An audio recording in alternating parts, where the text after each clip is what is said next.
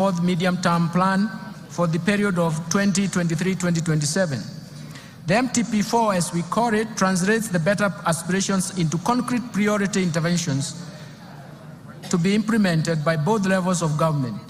These are premised on the value chain approach with sectors which will target sectors with the highest impact to drive the economy and sustain economic recovery.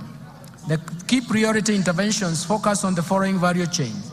First, leather and leather products, textile and apparel, dairy, the tea industry, lice sector, edible oils, the brew economy, and natural resources including mineral and forest, and finally the construction and building materials. The value chain approach ensures rational resource allocation by eliminating wastage of resources occasioned by duplication, overlap, fragmentation, and the ineffective coordination in the implementation of the program and projects, while promoting a whole of government approach to service delivery. To create employment, special focus has been given to investment in special economic zones and county aggregation and industrial parks, diversification of export markets, and market access of goods and services from micro, small, and medium enterprises. Mr. Speaker, the government will also undertake the following targeted strategic interventions to support economic transformation. First, the government will continue to maintain macroeconomic stability to enhance security, to foster a secure and conducive business environment while protecting Kenyans and their properties. Second, the government will scale up development of critical infrastructure in the country, such as roads, railway, air, seaports, energy, water, and reduce the cost of doing business and ease movement of people and goods, as well as promote competitiveness. Third, the government will enhance investment in key sectors for broad-based sustainable growth by promoting agricultural transformation, growth in manufacturing, environmental conservation, and climate change mitigation, stimulating growth in tourism and sustainable land use. And all this in management will actually refocus ourselves in terms of how we can get moving in these subsectors. Fourth, the government will enhance human capital development through investment in health, education, and appropriate social safety nets for vulnerable groups, vulnerable population, for improved social and economic outcomes. Fifth, the government will support the youth, women, and even persons living with disabilities through government-funded empowerment programs that leverage on partnership with private sector organizations. Sixth, the government will support county governments through transfer of shareable revenues to strengthen their systems and capacity in service delivery. Mr. Speaker, it's important to notice that it is for the first time since the advent of devolution that the county governments are getting shareable revenue, which is surpassing 400 billion shillings. Lastly, implement various policy and legal institutional reforms that will enhance the efficiency of public service delivery. Let me turn now to investing in climate change mitigation and adaptation to enhance resilience. Mr. Speaker, the effects of climate change have become detrimental to economies across the globe, with extreme weather conditions, events affecting lives and livelihoods of millions of people. The rising cost of adaptation are diverting funds from essential services like healthcare and education, and potentially destabilizing the economies. Mr. Speaker, Kenya has not been spared by these negative effects of climate change. The recent unprecedented floods that our country faced following the prolonged drought in 2021-2022 claimed lives, caused injuries to many people, and wreaked havoc on property, infrastructure, and livelihoods. The government responded promptly and undertook short-term measures to mitigate the devastating impacts of the drought and floods. Going forward, we shall formulate and implement long-term climate change adaptation and mitigation strategies to generate strong resilience pathways. Mr. Speaker, our climate action agenda is informed by the need to restore our degraded ecosystem. that include forests, rivers, and wetlands. It is for this reason that His Excellency the President has rallied Kenyans to prioritize environmental conservation, implement aggressive reforestation, afforestation, and wetland restoration programs, and reverse the biodiversity loss and even land degradation. In response to the President's call, the government has stepped up climate adaptation mitigation efforts, including green energy, smart agriculture, decarbonizing manufacturing, e-mobility, and green building, all aimed at the attainment of zero carbon by 2050. I therefore urge all Kenyans to support the government's response to the ecosystem restoration that aims to grow 15 billion trees nationwide by the year 2030. Let me turn to policy, legal, and institutional reforms. Mr. Speaker, while we have made progress as a nation, we remain alive to structural constraints that impede the pace of economic development. Aware that sustainable economic transformation is predicated on timely implementation of appropriate policy, legal, and institutional reforms, I propose the following interventions that will improve the business environment, increase efficiency in public service delivery, and strengthen the accountability and transparency of public finance management.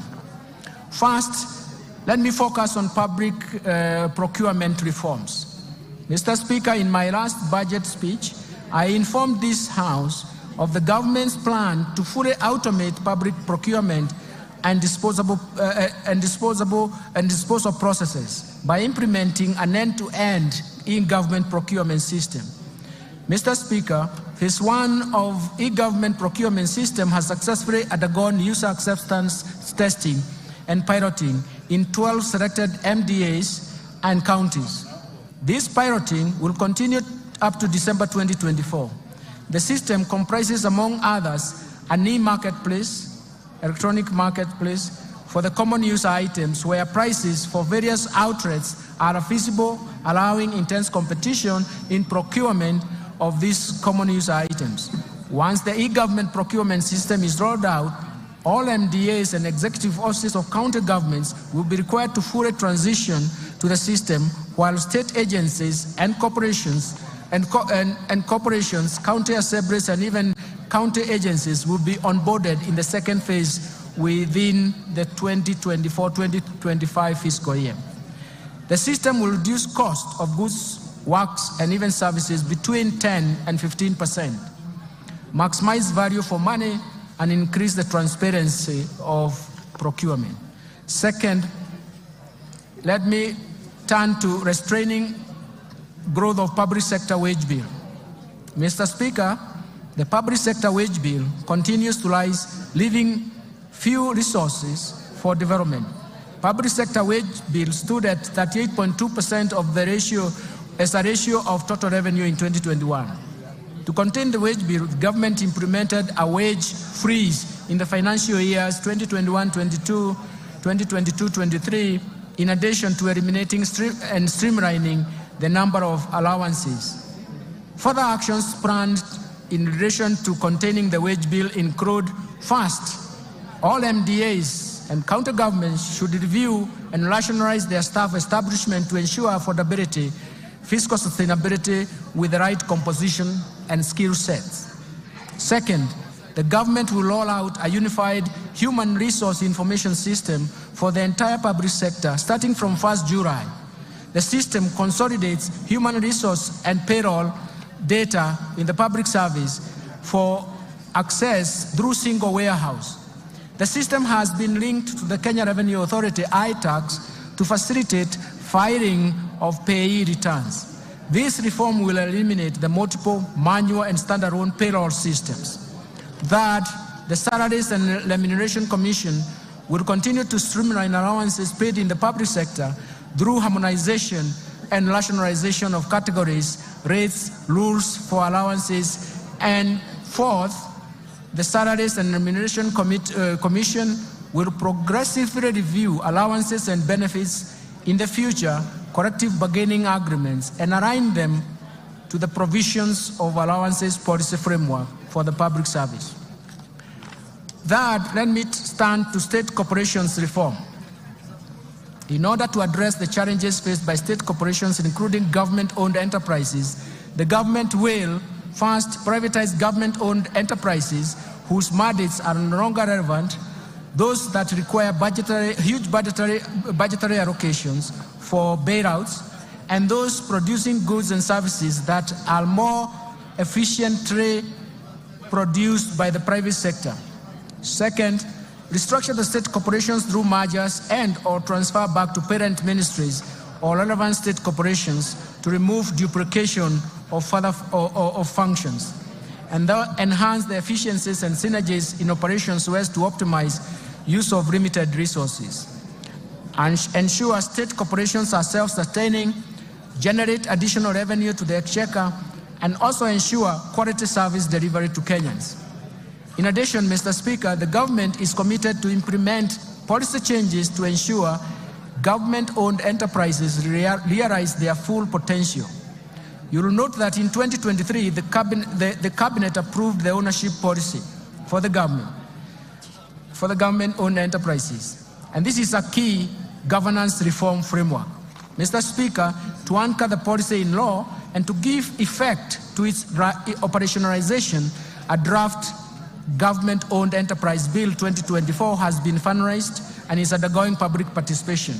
Once the process is completed and an approval granted by Cabinet, the bill will be submitted to this august House for consideration, and I'm seeking support from this House for approval of the bill.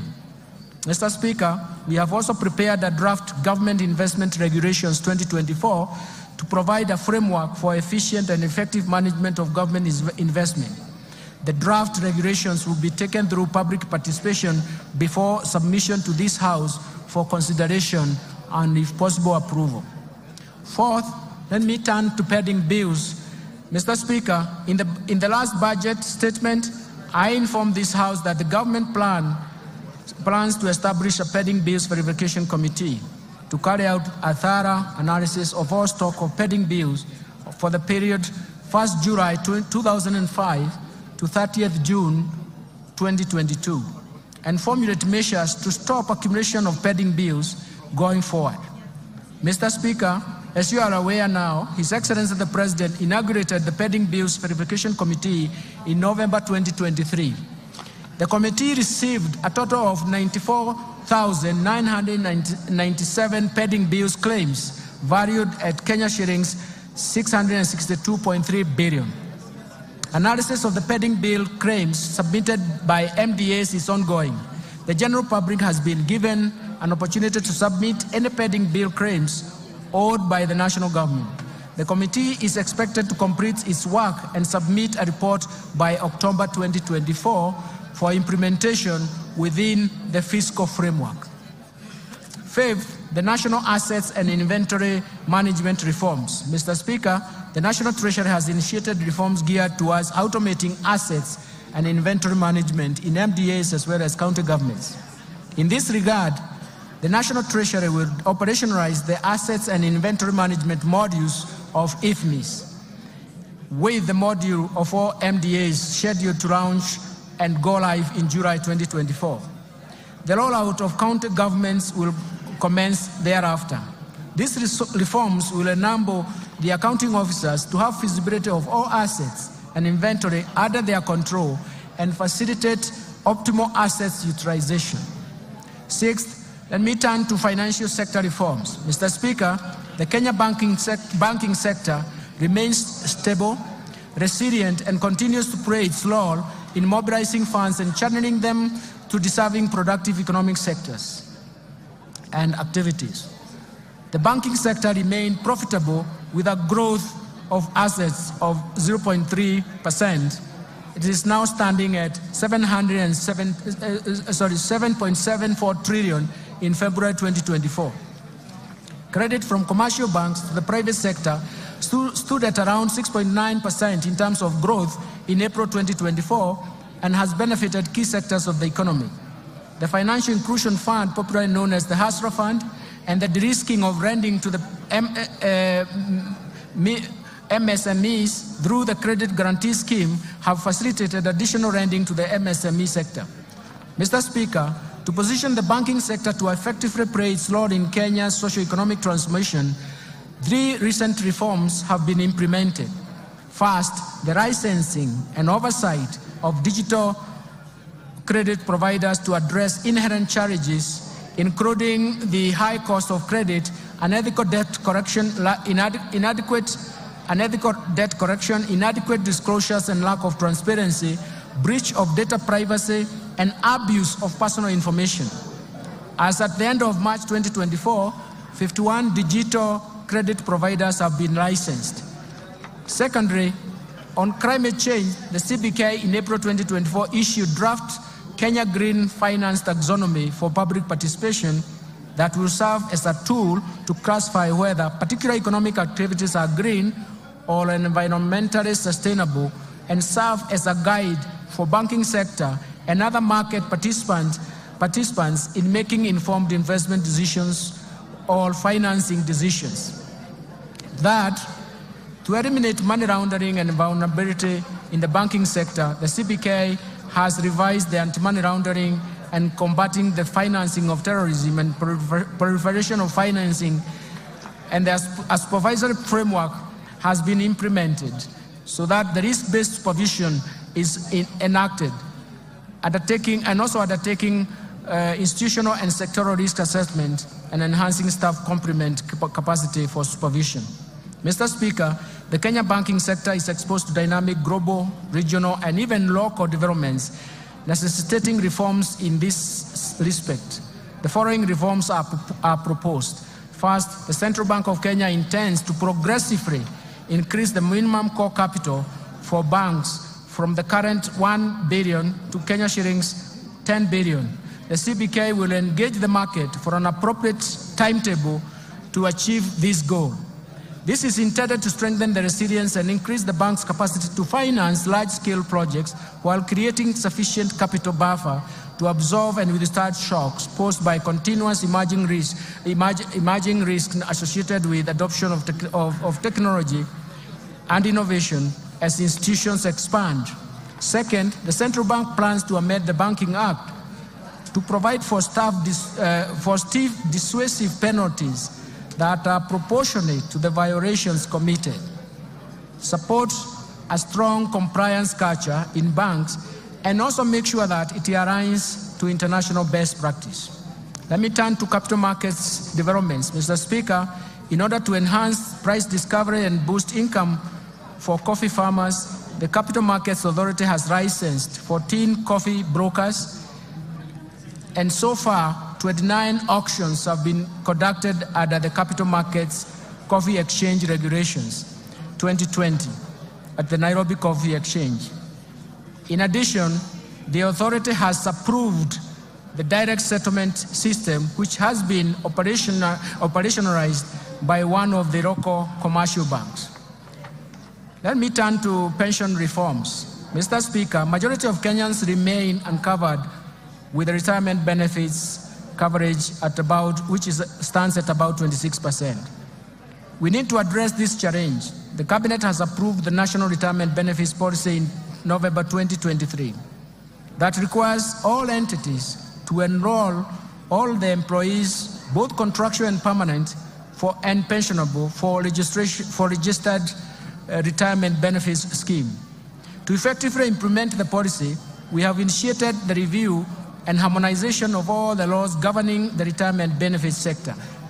Mr. Speaker, to ensure sustainability of the public service pension system, we are revamping the public service pension administration through digitization and re-engineering of the pension management system, which is expected to be completed by December 2024. Mr. Speaker, the informal sector has about 17 million workers, and that accounts for about 83% of the total workforce in the country. This segment has remained excluded from pension coverage, mainly due to its unique and heterogeneous needs. The National Treasury has established the Kenya National Entrepreneurs Saving Trust, KNEST, to handle pensions from the informal sector and anchor the savings component of the Hustler Fund while providing a channel for voluntary savings. Let me turn to insurance reforms. Mr. Speaker, to facilitate the growth of the insurance sector, the government developed a national insurance policy. This policy is guided by the review of the Insurance Act, which has served its purpose, albeit with progressive amendments, for the last 30 years. The Insurance Professionals Bill 2024, currently under consideration by this august House, will also strengthen the standards of practice in insurance and improve stability and performance of the insurance companies. I now turn to the fiscal framework, Mr. Speaker.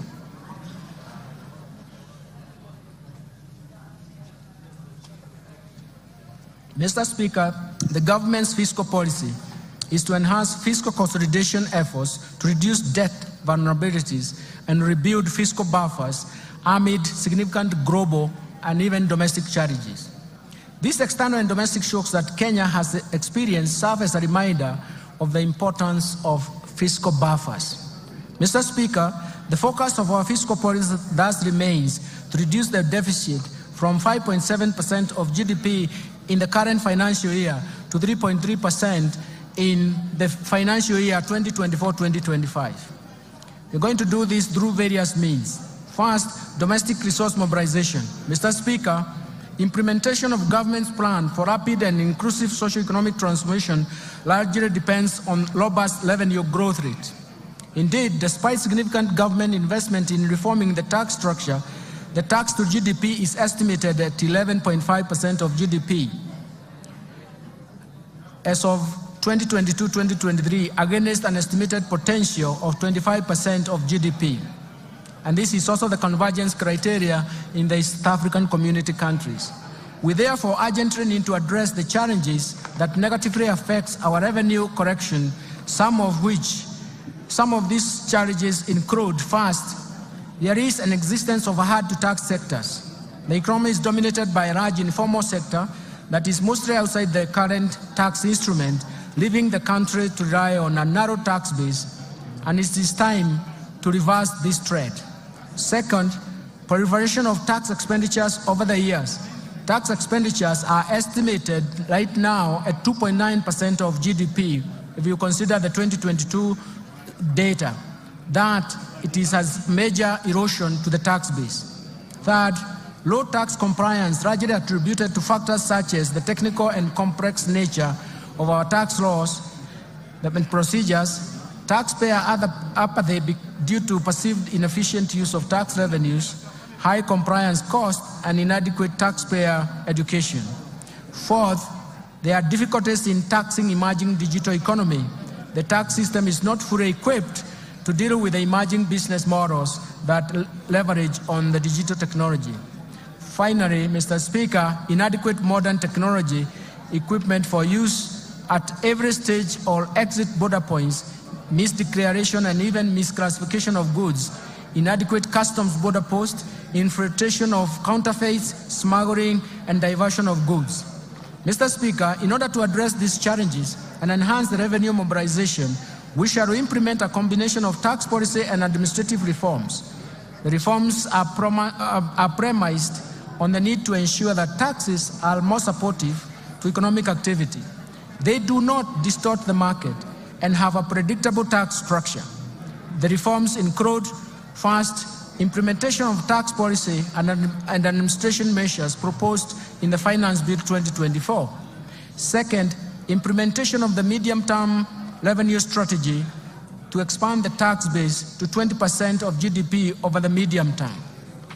Third, to strengthen the tax administration for enhanced compliance through leveraging on technology to revolutionize tax processes, sealing revenue loopholes, and enhancing the efficiency of tax system. And finally, we're focusing on unlocking additional non-tax revenue potential by MDAs through the services they offer to the public. Let me turn to improving the efficiency of public expenditure. Mr. Speaker, turning to expenditures, we should ensure that our scarce resources are used in the most efficient and effective way. Mr. Speaker, in order to move towards a balanced budget and further improve efficiency in public spending, the following bold actions and reforms have been outlined in the financial year 2024-2025. First, rationalization of transfers to SAGAs by at least 30% from the financial year 2023-2024 approved budget, in line with the overall austerity measures, cutting across all ministries, departments, and agencies. Second, curtailing spending on the following expenditure items: foreign travels, rationalization of all training expenses across government, and restricting all training to within government institutions, rationalizing all allocations for purchases of motor vehicles, and suspending purchases of furniture for a period of 1 year, and suspending all refurbishment and partitioning of government offices. Third, the expenditure control measures that include suspension of all new recruitment in the public sector for 1 year, for the next 1 year, audit and cleanse all public payrolls, pension, and transfers to the vulnerable, with a view to eliminate ghost workers, as well as enforce payments of salary scales and that are approved as recommended by SRC, and consolidation of public procurement for common use items. Fourth, minimizing government expenditure but by leveraging on technology, and this will entail use of Wi-Fi emails for efficient communication. 5, reviewing the insurance schemes, especially looking at EDU, AFIA, indigence, public service, police, and prison commissions and independent offices under the universal health coverage, and align them to the Social Health Insurance Fund. The Social Health Insurance Fund now will be important because it will afford all Kenyans a universal health care with more benefits. 6th, suspending the policy of SAGAs investing surplus funds and enforce the requirement of PFM Act 2012 and the PFM Regulations 2015 to surrender such funds to the Exchequer. And finally, reviewing the regional development authorities to remove duplication of laws within those county governments and MDAs. Since the beginning of this financial year, the government has also implemented initiatives to contain the growth of expenditures. First, the government has undertaken measures to reduce spending to non-priority expenditures. Second, the public-private partnership framework targets commercially viable projects, but also considers the contingent liabilities that come under this framework.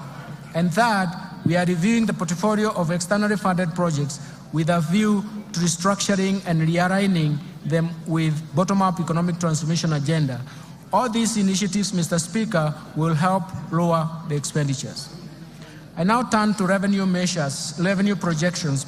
Mr. Speaker, with the policy measures and structural reforms highlighted above, we project total revenue corrections, including appropriations in aid for the financial year 2024-2025 budget, to be Kenya shillings 3,343.2 billion, equivalent to 18.5% of GDP. Of this, ordinary revenue is projected to be Kenya shillings 2,917.2 billion, equivalent to 16.2% of GDP. Ministerial appropriations in aid is projected to be 426 billion shillings. Grants to this budget are provided at Kenya shillings 51.8 billion, which is 0.3% of GDP.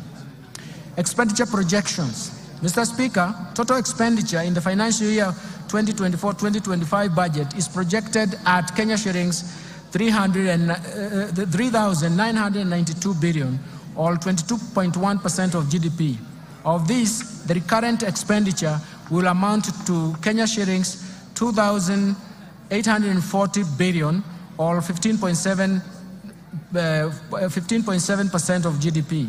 The development expenditures, including allocations to domestic and foreign finance projects, contingency fund, and even equalization fund, is Kenya shillings 707.4 billion, equivalent to 3.9% of GDP. Total allocation to county governments is projected at Kenya shillings 444.5 billion, of which equitable share is 400.1 billion. Fiscal balance, Mr. Speaker, given the projected revenue grants against the projected expenditures, the fiscal deficit including grants is projected at 597 billion, equivalent to 3.3% of GDP, and this is down from Kenya shillings 925 billion or 5.7% of GDP in 2023-2024. In this respect, the primary balance will improve to a surplus of 2.3% of GDP from a deficit of 0.4% of GDP in the current financial year.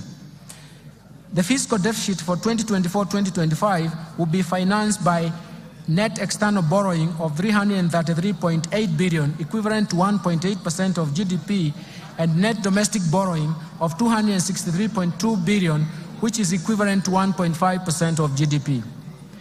Public debt management, Mr. Speaker, Kenya meets its obligations promptly, and no debt arrears have been accumulated. Public debt is projected to remain